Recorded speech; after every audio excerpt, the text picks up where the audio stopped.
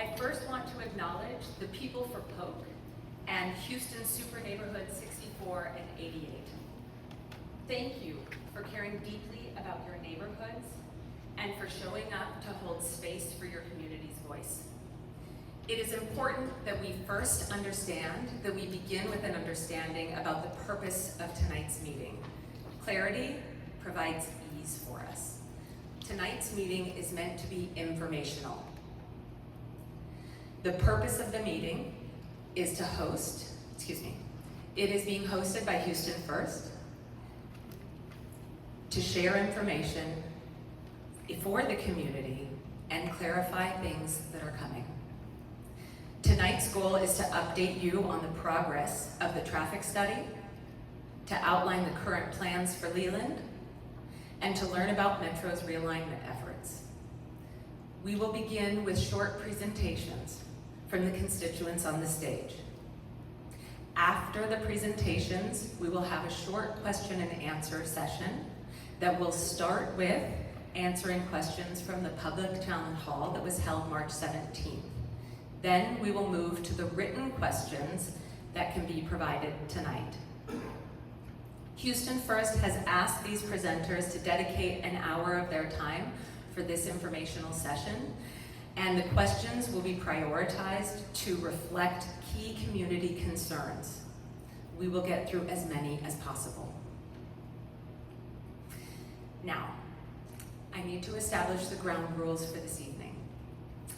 One of the ground rules for today's meeting is to understand that two things can be equally true.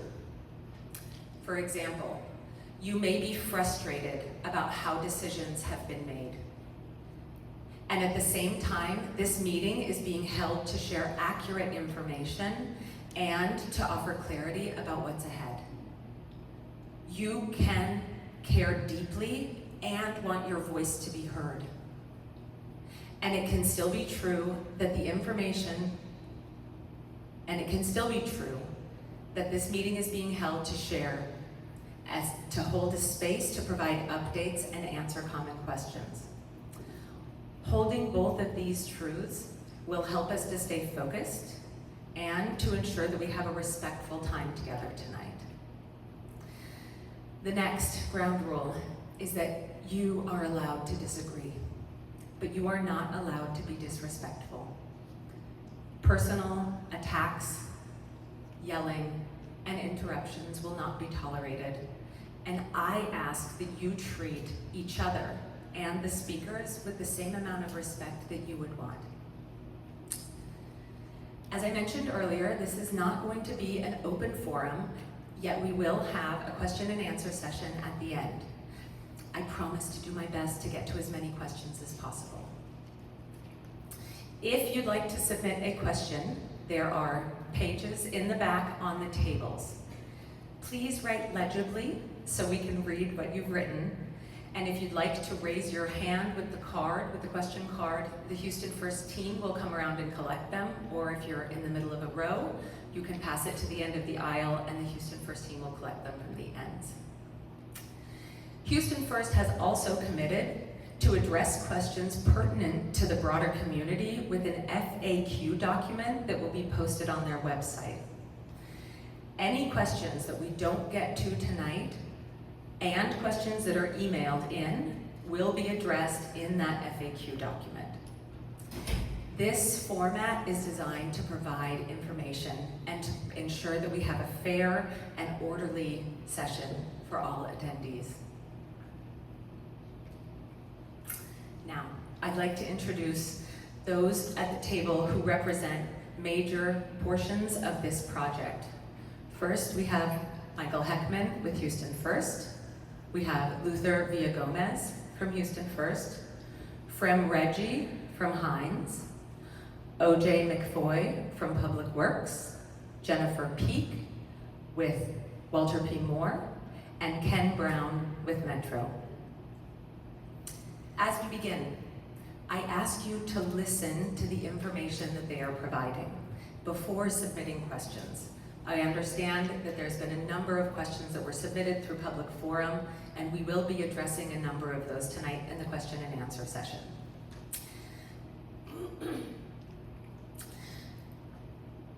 Our first speaker will share about the history of this project. So I'd like to invite Michael to talk to us about the history. Great, thank you. And good evening, everyone. Thank you for your time, for being here tonight. What I wanted to do is for those of you that were at the last public session, or if you weren't, to sort of recap a little bit where we've been since then, and a little bit of the history of how we arrived at where we are in this part in the process. Houston First, in around 2022, started on a process for what a convention district reimagination would potentially look like, with the goal to go to the Texas legislature in 2023 to seek funding for such a project. It was at that time that the NHHIP, the TxDOT highway realignment plans, had already been firmed up. So with that already in place, we looked at what we could potentially do to reimagine this entire area, from the convention center to the sports facilities and this eastern edge of downtown. A part of that was to be more competitive as a city for conventions, for leisure tourists, but also to improve the city for our residents. And as part of that, to address the issues that have been long-standing with the convention center here acting as almost a 5-block wall between downtown and East Downtown. The freeway project has allowed for us to rethink what that looks like, with a 30-acre eventual cap park coming, to think about things in a very, very different way. And so the connectivity of the East End and downtown was on our mind as we did that. As part of that, we did a lot of sessions about what would be the highest and best use of the real estate here, and how we could potentially do that. Expanding to the south is the only avenue that we had to be able to do that. And from the land to even further to the south for the establishment of an entertainment district. As part of that, we examined if it would be possible to keep Polk Street open during that time. We ultimately, through a lot of work and a lot of determination, realized that it would not be, because of the business model that is required for keeping our business model open, and eventually opening up the middle of the building to the east side for a pedestrian promenade, of which we have talked about before and is available on our website, that you would be able to see. We really want to seek to create something that is important for not only the business community, but also for Houstonians. A pedestrian plaza here with free active concerts and programming and other things that we want to do. So we want to create something that has great walkability, that has great access for Houstonians. The last meeting, which was in March the 17th, we committed that we would come back and that we would talk about what the results were of the traffic study. Now, I want you to know that this is a traffic study that you'll hear more about, that was very comprehensive in nature. It was part of the process that we looked at late last year as to what that would entail for this area, and a lot went into that, which you'll hear much more about tonight. We've had the one public meeting. This second meeting that we've met with neighborhood leadership on more than one occasion. We've met with leadership from People for Polk. We have met with the East End business owners to hear their perspective of what is important to them. A lot of our conventioneers and tourists visit a lot of those establishments that are on the east side, and really enjoy doing so, and it means a lot to what we provide as a city. It's important to know that from the solutions that we have offered in working with the city of Houston for months and months on the connectivity of a two-way connection on Leeland Street, that the city was immediately supportive of that because they knew that that was going to be an important step for us to be able to do. There's a lot of questions that we hope to be able to answer tonight relative to the traffic study, relative to the finished condition of what it will be for Polk Street post TxDOT construction. It's important to know that change is coming. Now, what we're offering is a little bit more change, but change is coming. There will be construction in that area that will sever Polk Street for 5 to 6 years. When it is finished, it will not be the Polk Street that it is today. There was an agreement that was reached between the city and TxDOT many years ago on what was a compromise with TxDOT, and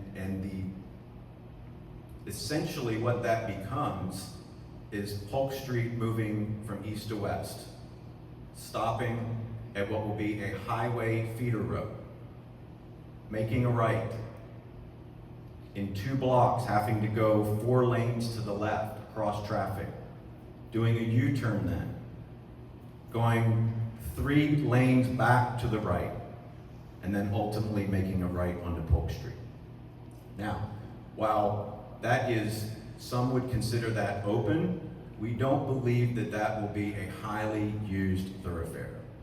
We do believe that if we do it right and we work with the city and we create a really great avenue for Leeland Street, that will be a great solution.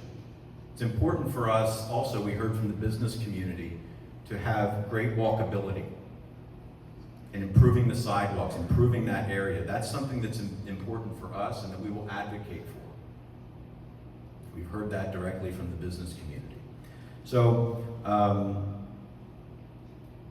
we're pleased that you're here tonight. We hope we can get out the right information. We are committing to the thing, last public meeting we committed we would have this meeting and that we would publish the results of the traffic study. We're following through on that. The things that we're telling you, we will follow through on.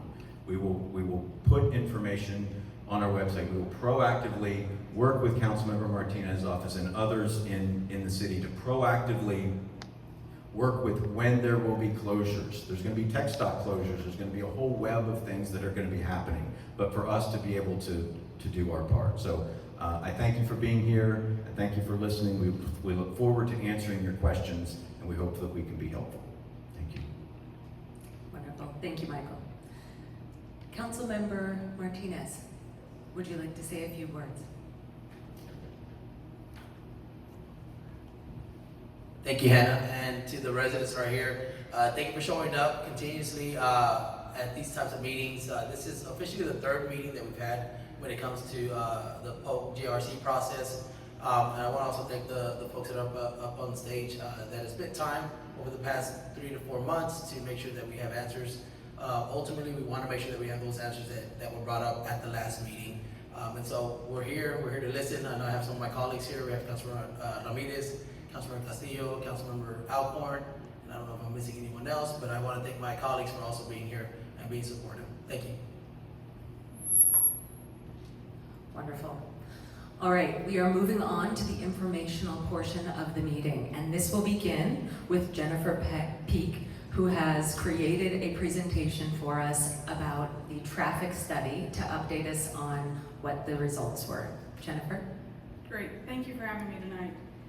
Again, Jennifer Peak, I'm with Walter P. Moore. We are the civil engineering firm working on the JRC process for the GRB South building.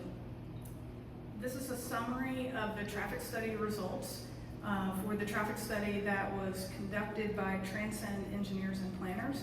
But this is a summary that I'm presenting today because it relates to the abandonment process. The purpose of the traffic study was to evaluate the impact of the GRB South building and the JRC abandonments on the intersections in the immediate vicinity of the new South building, and to identify any necessary mitigation measures for any impacts. The study area included 48 intersections. This was bound by Rusk to the north, Chartres to the east, Pease to the south, and La Branch to the west. This was an initial study area that was discussed with the city. The GRB South project is a 700,000 square foot convention space expansion with associated roadway modifications. The study, as you read it, indicates that it's 900,000 square feet, but the study had started a while back, and so that was the size at the time the study was initiated, but the current convention hall is planned to be 700,000 square feet in size. In addition, there's scenarios that take into account the North Houston Highway Improvement Program, which is TxDOT's planned expansion of 45 between downtown and Beltway North. Related to the GRB South project, the following roadway modifications are included. This includes the Polk closure between Chartres and Avenida, Jackson between Bell and Polk, Hamilton closure between Bell and Polk, and conversion to two-way between Bell and Leeland, closure of Clay between Jackson and Hamilton, closure of Chenevert between Bell and Polk, and then, as discussed, the conversion of Leeland to two-way between Chartres and Austin. Because that was the boundary of the study area, it stopped at Austin, but that two-way conversion could potentially extend across downtown.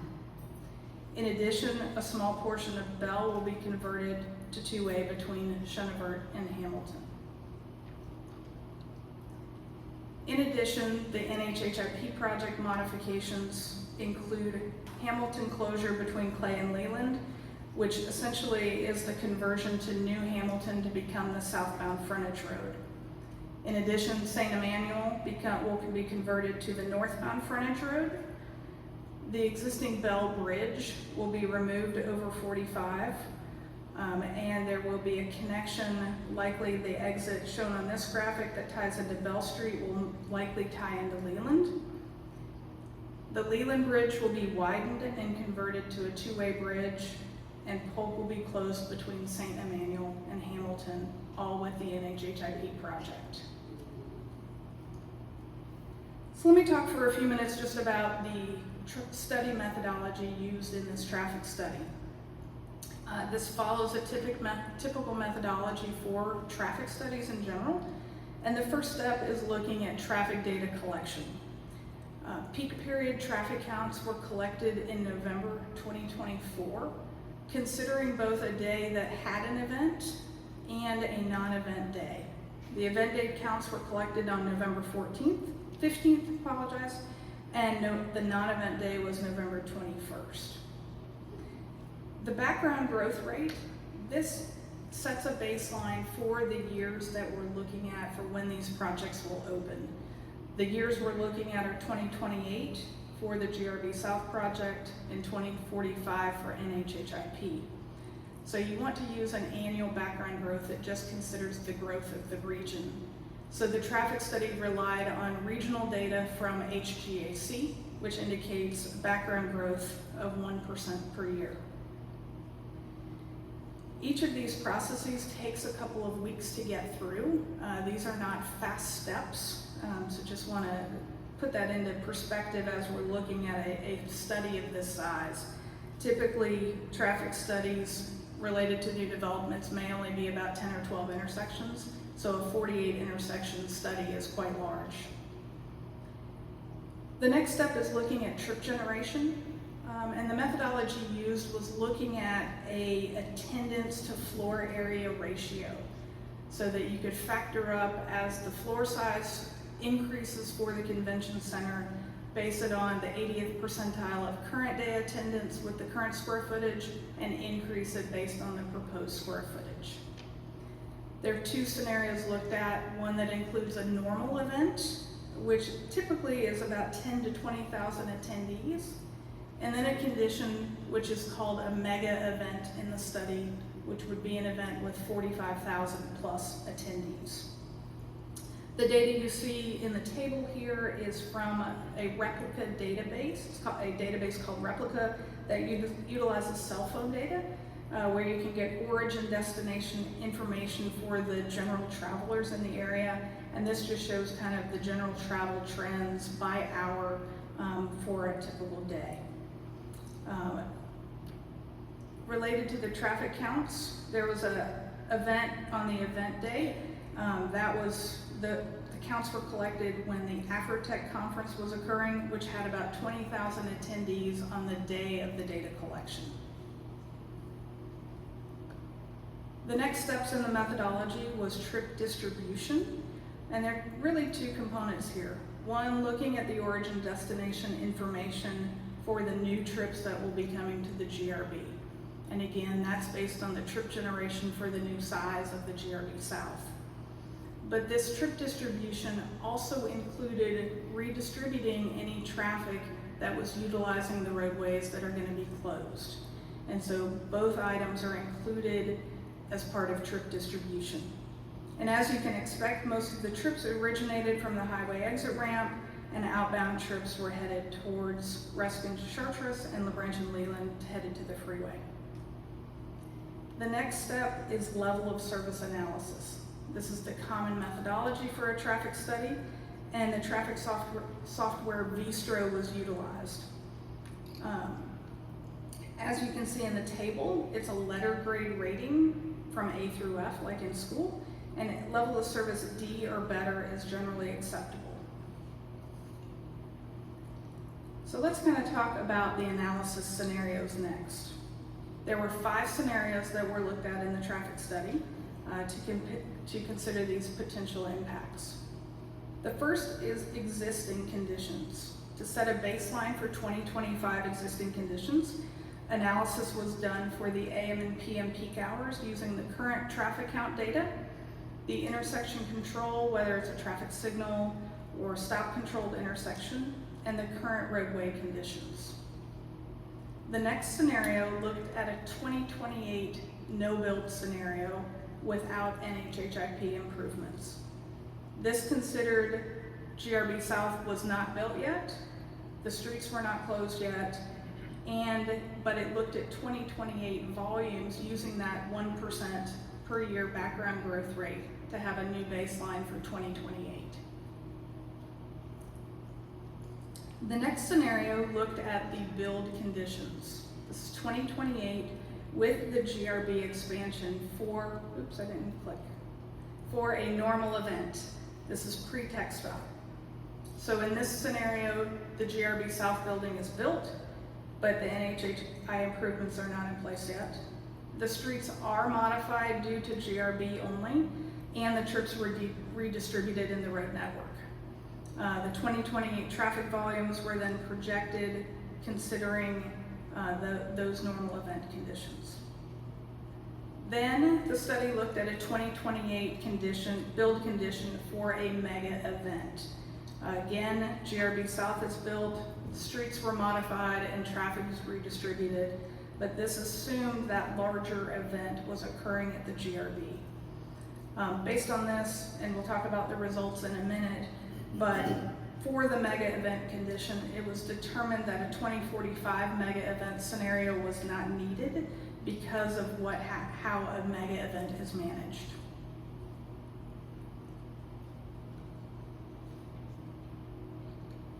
The last scenario is the 2045 build condition with the NHHIP improvements in place, plus the GRB expansion. This is for normal event conditions. So again, GRB South is in place, NHHIP improvements are in place and open, street modifications for both projects are in place, and 2045 traffic volumes were utilized. So let's look at the results for each of those 5 scenarios. For existing conditions, the roadway network within the study area operates efficiently during both the AM and PM peak hours, with minimal delays and queuing issues. In the AM and PM peak hours, all intersections operate at level of service D or better. Most of the pedestrian crossings also operate at level of service D or better, except for the 5 crosswalks circled here, where the pedestrian level of service is F. This low pedestrian level of service can be mitigated with looking at improved traffic signal timings and by increasing either the sidewalk width or the crosswalk widths. The 2028 no-build condition without NHHIP, again, this assumes the 1% annual growth rate. The traffic and pedestrian operations remain consistent with existing conditions. There are still all of the studied intersections operate at level of service D, with the exception of Polk at Chartres, which operates at level of service E in the AM peak hour. You still have the 5 crosswalks that are operating at a level of service F, but again could be mitigated with widened crosswalks and sidewalks and signal timing modifications. Looking at the build conditions now in 2028 for the normal event condition, the GRB expansion does not significantly impact the overall operations of these studied intersections. All of the intersections operate at level of service D or better, even with the additional trips due to the GRB South Hall and the reroute of existing trips around any roadway closures. 3 crosswalks operate at pedestrian level of service F, but again can be mitigated. Moving on to the mega event condition, build condition in 2028. As you can see in this graphic, it's assumed that for a mega event with 45,000 plus attendees, there will be an area that is cordoned off due to security reasons. For that reason, traffic operations would have to be based on a traffic management plan that is customized for that type of event, which is what occurs today when a major event happens at the GRB. During event peak hours with a mega event condition, traffic operations would be level of service E or F if it was just operated by the traffic signals.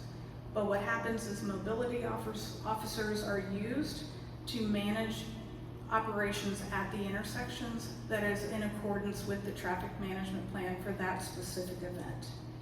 This same approach would be used in 2045, so that's why it's not a separate analysis scenario. In 2045, this is the last scenario with NHHIP in place, again for a normal event condition. All of the studied intersections will continue to operate at level of service D or better for vehicles during a normal event. There are still some crosswalks that need to be improved with either crosswalk or sidewalk widenings and traffic signal timing improvements. In addition, while it was not included in the traffic study, we did look at travel distances and travel time comparisons for routes between East Downtown and downtown Houston. You can see in the left-hand side that is currently using Polk. It's about 2.7 minutes if you assume a 20-mile-per-hour average travel speed. When NHHIP is put in place, that travel time increases to about 3.4 minutes. And in the future with the GRB expansion, with vehicles using Leeland Street, the travel time would be about 3.8 minutes. So less than 2-minute impact to the travel route down Leeland. With that concludes my comments. And Kim? Thank you, Jennifer, and Walter P. Moore for overseeing the study and presenting this for us. We would now like O.J. McCoy from Public Works to explain their progress making Leeland a two-way. All right, well, thank you very much. I want to thank Michael. As Michael had indicated earlier, the city has been working with Houston First on this expansion for some time now. We, of course, are in receipt of the traffic study, and we are currently reviewing it. But I really want to focus in on Leeland, which is, for us, some of the early work that needs to get done in transforming that from a one-way into a two-way. I want to assure everybody that we are fast at work at that, and to remain on schedule, we want to make sure that that's done by this fall. So we're working with all of our partners to make sure that that can be achieved before we move forward with anything else. We, of course, will be doing a thorough review of the traffic study that has been prepared by Walter P. Moore as well as Transcend. Those are two firms that do a great amount of work for us at the city, and they are solid. So Houston First has definitely grabbed a great consultant team along with Hines. We also are working in the central business district on all the signalized timing. We want to make sure that has been lost over the time period, and we want to get that back right to make sure that we're getting fluid traffic going throughout our downtown in all of our various districts. I also want to assure everyone here about the JRC process. I am not the expert in that. I've brought along one of my colleagues, even though I see some of my other colleagues in the audience. And I really want to call on Addie if you'd like to talk about the process that we find ourselves in now.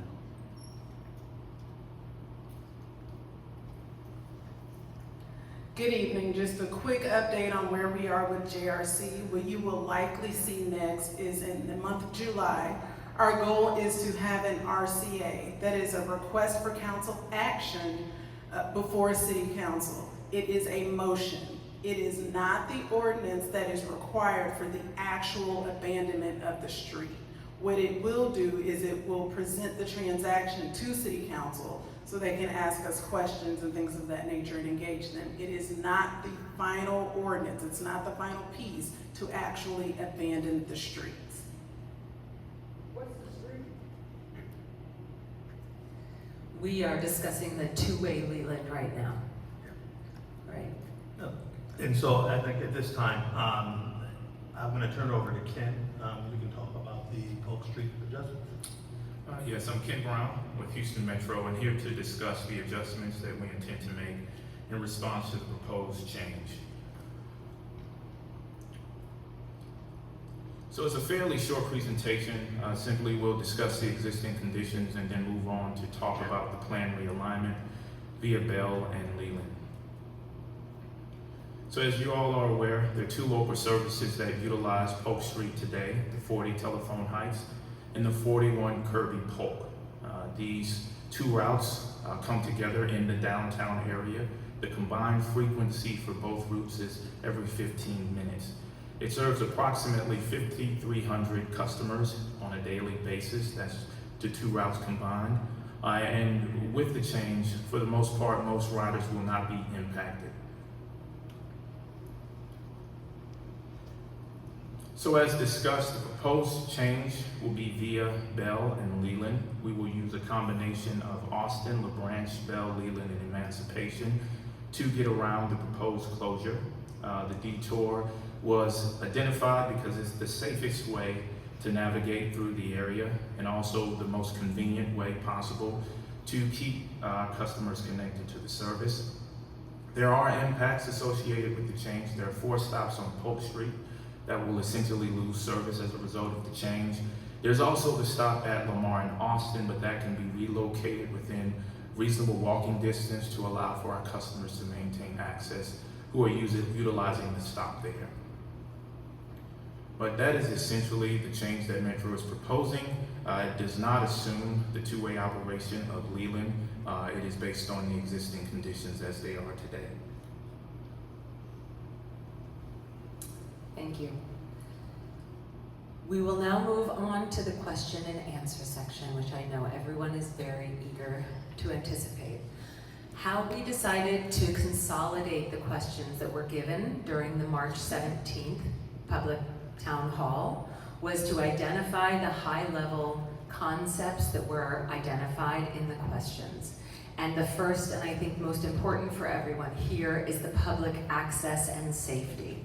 So Michael, if you're willing to answer these questions, the first question is, what plans are in place to ensure safe pedestrian access across downtown, especially with the closure of Polk Street and concerns about safety on Leeland? Yeah, I think there were a lot of questions that sort of surrounded, you know, the pedestrian access, and I touched on it a little bit earlier.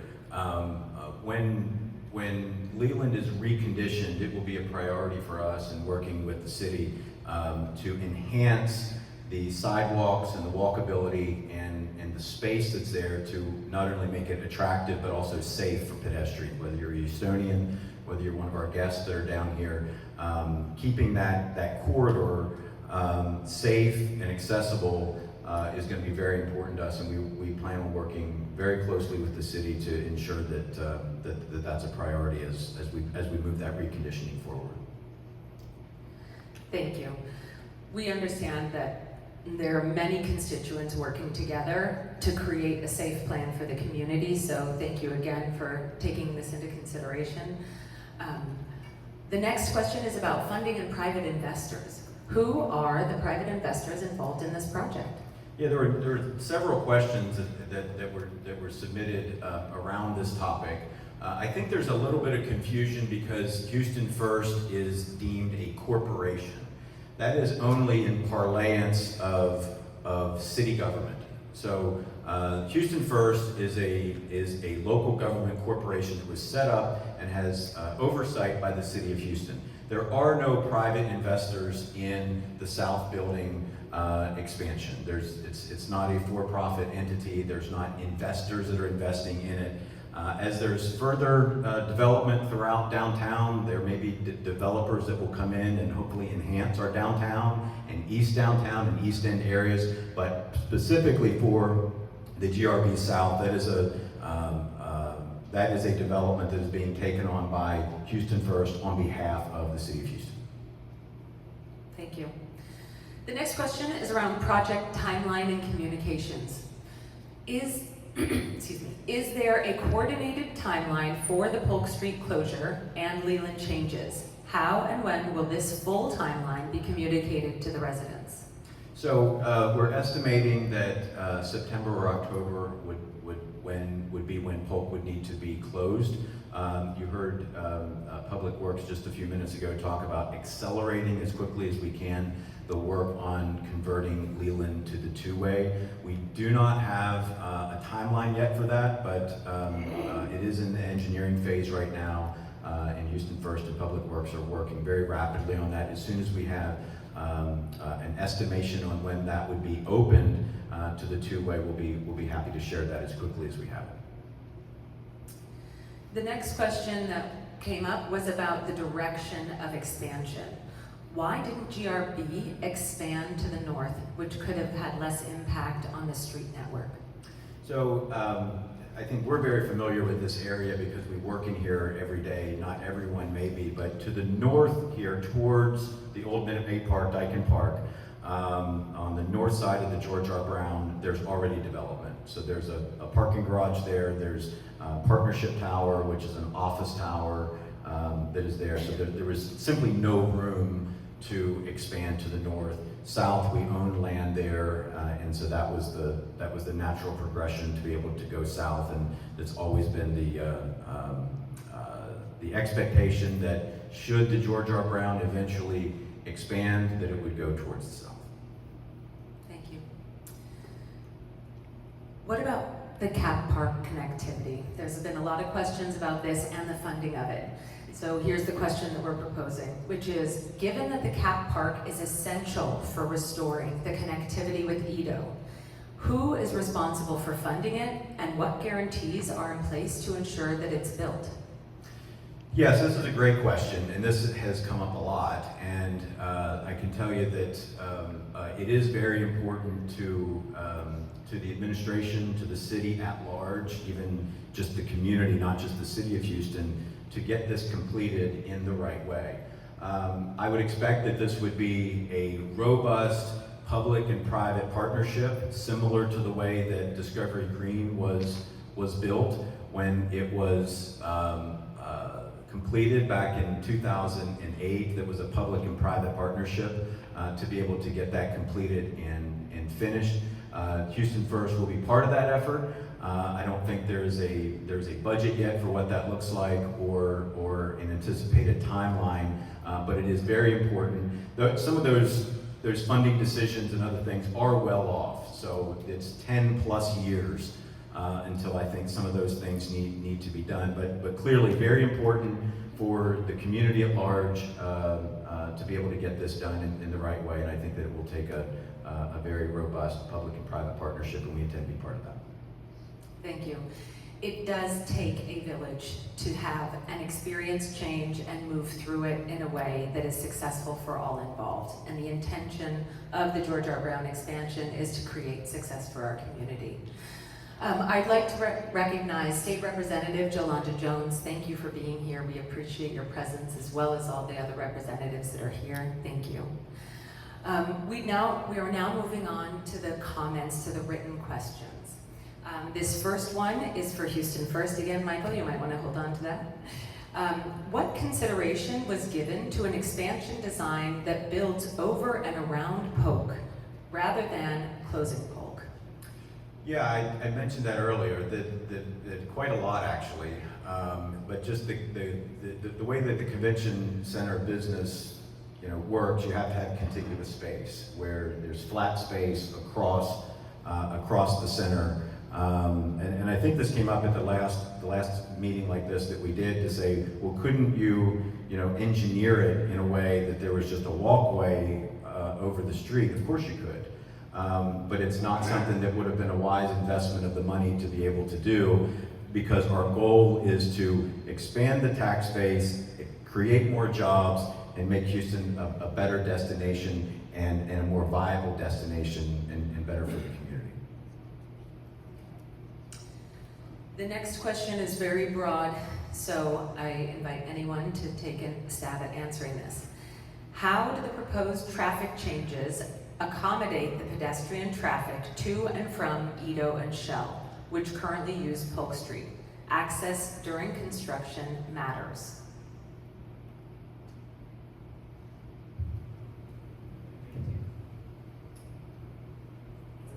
Are you able to hear me? I can maybe take this one.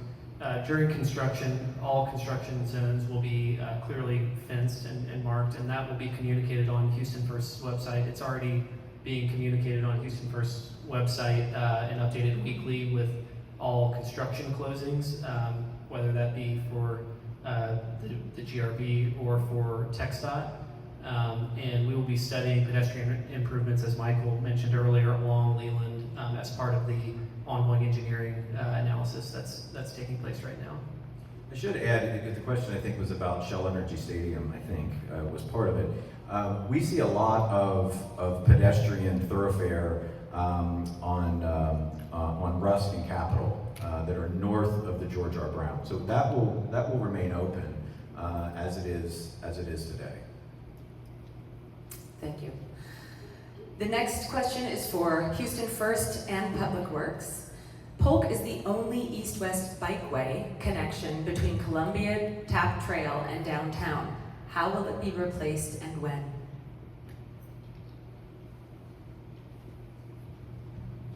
As I indicated before, we are reviewing the traffic study now. The traffic study, of course, takes into account pedestrians as well as bicyclists. And so we'll be taking a look at that.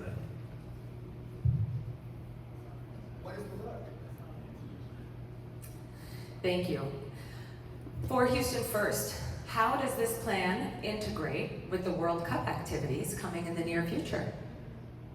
Yeah, so Houston First is a great relationship with the Harris County Houston Sports Authority and the World Cup Host Committee, putting on a great face for Houston to the world when they get here next summer is critically important for the work that we do of our mission.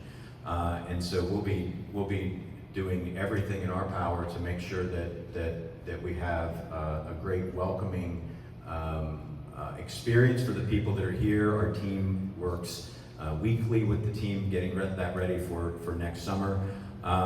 The Fan Fest will be just on the other side of the freeway in Edo, so we'll not be in the construction area. But we will be working on the traffic patterns to stay away from of that area of construction, but it will not be a through area. So we think it's pretty contained to a four block area as to where construction will be. So we don't believe that it will significantly impact the World Cup activities while they're here, whether it be the Fan Fest in Edo, of course the games are at NRG Stadium, and the other fan zones that will be existing. Thank you. Here's another one for you. TxDOT could not do a park bridge because their path off-ramp was very important. If Polk is closed, the off-ramp can be moved and the bridge becomes more feasible. Did Houston First consider this possibility? If not, why? I can't answer that. We'll try to get an answer from TxDOT on that.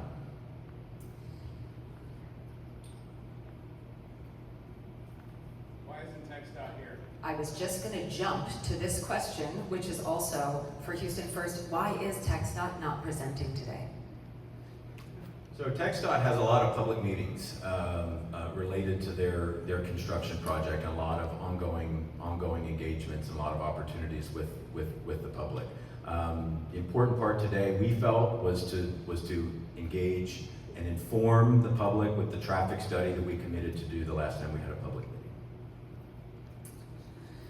This question I am going to gear towards Jennifer, since she did the study, since she presented the study. The question is, the traffic study did not study any signals east of Chartres. These are critical. Why were they left out? So that traffic study area was discussed with the city before the study was conducted, and it does account for any traffic coming from east downtown at all of the intersections at Chartres and any diversions that would occur. Anything to add from Frem or Michael?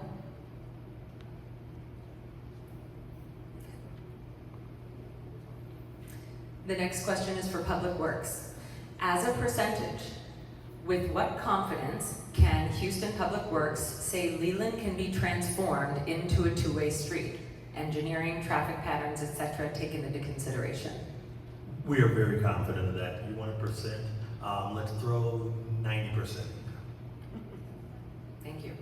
The next is also for Public Works and TxDOT, who is not here today. And the question is, this traffic study shows a new off-ramp from I-45 or I-695 to Leeland.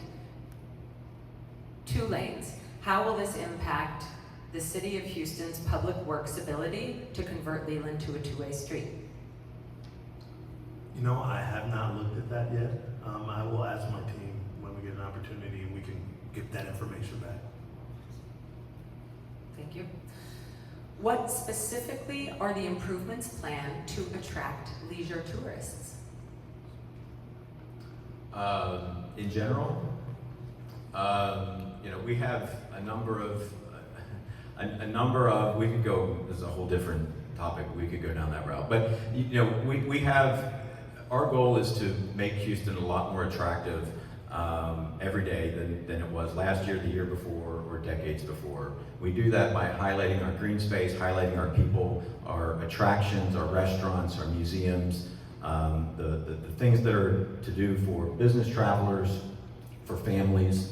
We're a great family destination. We continue to invest in those opportunities with our stakeholders around the community to increase travel to Houston, and we'd be happy to talk more about that, but I'm not sure that's what everyone's here to hear about. Thank you. This next question is open. The new route for Metro rates 40 and 41, adding 5 traffic lights and 2 left turns, greatly increasing the travel time. It will also move the closest stop to GRB over 1,500 feet away.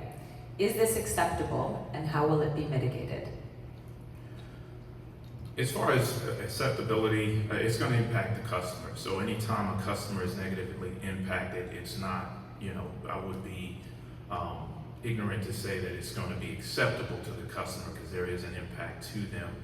Our objective is to try to mitigate the impact as much as possible. So we're going to be very intentional about where we put stops along Leeland and Bell and Austin and LaBranch, where we will be operating moving forward.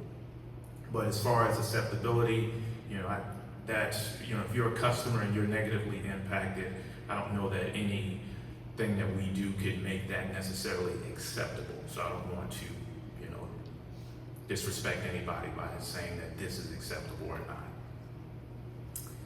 Appreciate that. This question is for Public Works again. When did the city receive a copy of the Houston's first traffic study? We received a copy last week, and so we're in the process of reviewing.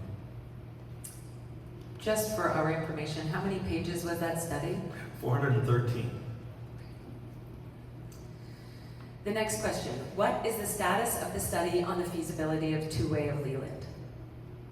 We are working diligently on that one. That one, again, as I'd indicated, we're actually looking at how the engineering is going to take place so that we can get it done by this fall. Thank you. This question is for Houston First. A huge part of the proposed mitigation for pedestrian access from Edo depends on the NHIP, not proposed to be finished until 2040. How will you enhance connectivity before 2040? So that's a great question, because again, as I referenced in my comments earlier, significant change is coming, and it's coming for all of us in every respect. You know, I typically use the Polk Street exit when I come to work. It's closed right now, so I've found a different way around to be able to get here. It will take a lot of work and a lot of coordination between us, the city, the community, and TxDOT to ensure that we've got the best connectivity that we can. You know, they have established a timeline, but the timeline may move. You know, with projects that size, the timeline may move, which will require us to be flexible in our planning, to look at different ways of doing things. But that will be an important part for the community, for the work that we do, and for the city, to make sure that we, during that time where there is construction, to try to keep the best connectivity that we can. But it is going to be a very, you know, no news to anybody in this room, that TxDOT project is going to be a very, very significant construction project. Here's another one. Polk provides the safest direct route from the Second Ward to downtown for cyclists. Do you plan to set up an alternative route once it's closed? Yeah, we get this question a lot. You know, we have been, will continue to work with the city to identify where that other bike lane could be. We have met with Bike Houston. We have another coordination meeting with Bike Houston coming up shortly to identify where those can be. We don't have that answer yet, but we'll be working diligently with the stakeholders and with the city on what that could be. I will admit though, that is not the purview of Houston First. That is not our approval. That's the city's purview to make those decisions. But we will continue to work with everyone involved. What is being done to ensure that a protected bicycle facility will be open prior to closing Polk Street? It's similar to the last question, but has a little different focus. General mobility includes people biking to work and other destinations. Right. Again, just as an add-on to that, I understand that that's a concern for some people, and it's not lost on us, and it's part of the conversation that we're having in planning with the city and with others. Thank you. I believe we have at least time for one more question.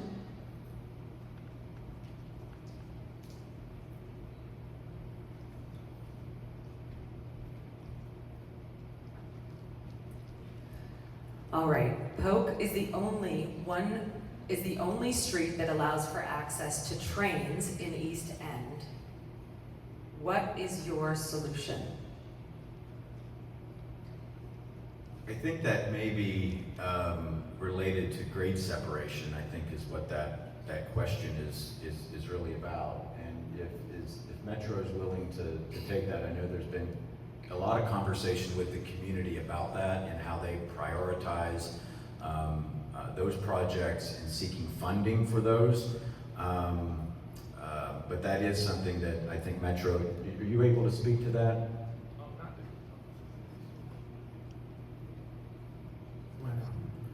Can you hear me?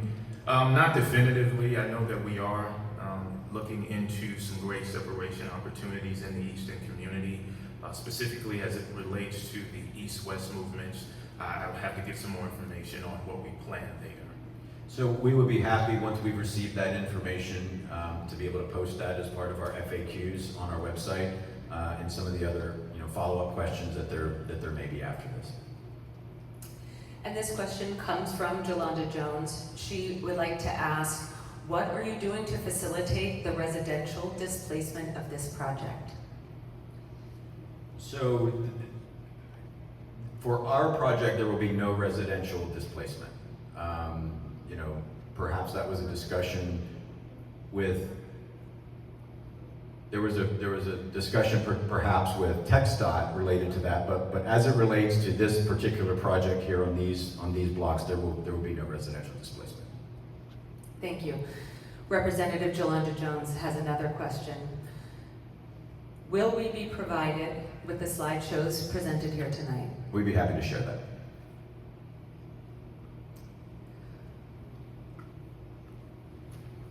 I have one question. Yes. All right. We started 5 minutes late, so I would like to begin our conclusion, and we will end 5 minutes late. Thank you again for all of your attendance and participation. To the presenters and to the audience. To each of you who attended tonight, I appreciate the time and energy that you have given to this. We understand that not all of the questions have been answered. We have this list, and there is an email that will be receiving questions that will be addressed on the FAQ document posted on Houston First's website. I want to recap a few of the key points that we've covered so far in this meeting. We heard updates on the traffic study and the expected impacts of the Polk Street closure. We reviewed the plan for converting Leeland to a two-way. Metro shared details about the realignment of transit routes that are known at this point. And we addressed several questions raised by the community and our representatives, including concerns about pedestrian access, transit distribution, project timelines, and the funding and the role of Cap Park. So let's talk about the next steps. A summary of tonight's meeting will be shared through neighborhood groups and through Councilmember Martinez's office. Houston First will also publish the FAQ document on their website, and that will include responses to questions not addressed tonight. If you have additional questions, we encourage you to email the address that is on the board. Finally, I want to thank you sincerely for your presence and maintaining a respectful environment tonight. I know that these topics matter greatly to you. I understand this is your community. And I recognize that without you, we wouldn't be here. We represent Houston, and Houston is growing and is changing. So thank you again for showing up tonight with respect for the speakers and for yourselves. This concludes tonight's session. Thank you again.